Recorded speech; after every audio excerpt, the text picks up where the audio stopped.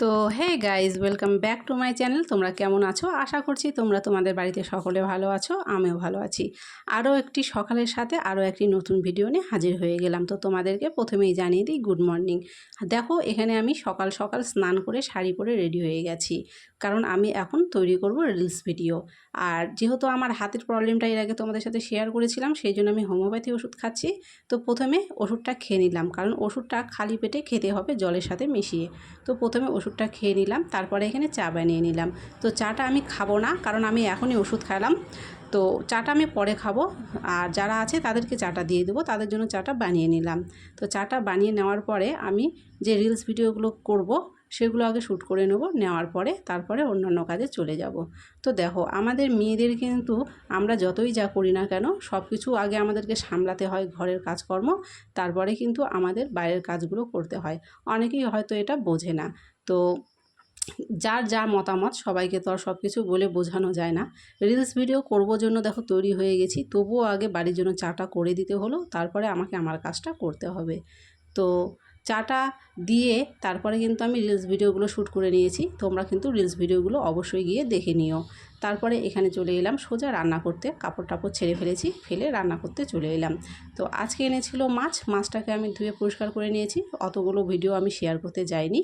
তো মাছটা আমি এখানে আগে ভেজে নেব, ভেজে নেওয়ার পরে মাছটা রান্না করব, আরও অন্যান্য কিছু রান্না করার পরে বৃষ্টি চলে এসেছিলো, একটু শুয়ে পড়েছিলাম।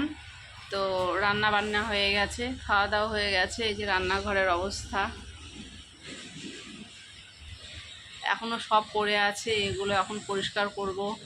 তারপরে বৃষ্টি হয়ে যা জামা কাপড় মেলা ছিল সব ভিজে গেছে, সেগুলো পরিষ্কার করব মানে উঠাবো আর কি। তো মানে একটুখানি শুয়েছি, এর মধ্যে বৃষ্টি টিষ্টি এসে একদম যা তা অবস্থা। তো এখন রান্নাঘরটা পরিষ্কার করে নেব, তারপরে জামা কাপড়গুলো তুলে নেব।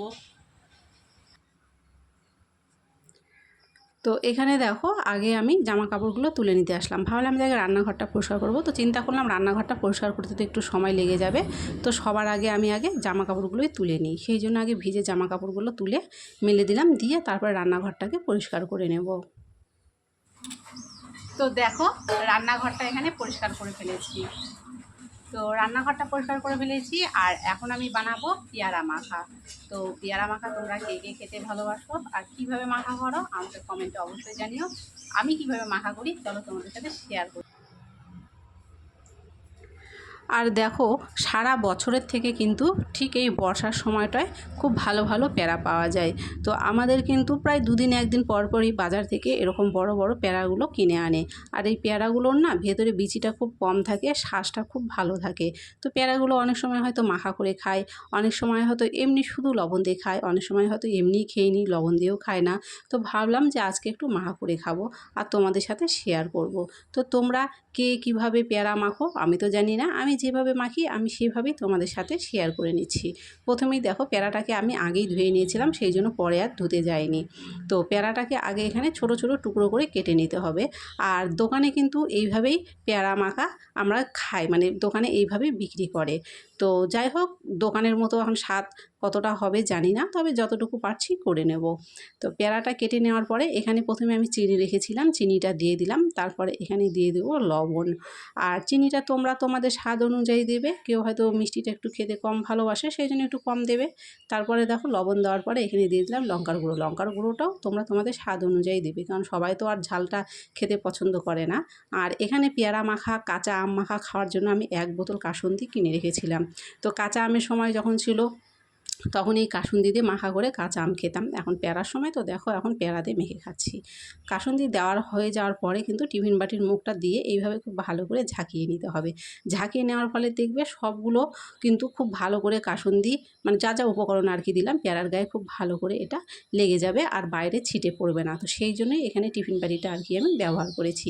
আর টিফিন বাটির মুখটা লাগানোর সময় একটু শক্ত হয়ে লেগে গিয়েছিল, তো সেটাকে একটু খুলতে অসুবিধা হলো। যাই হোক, খুলে নিয়েছি।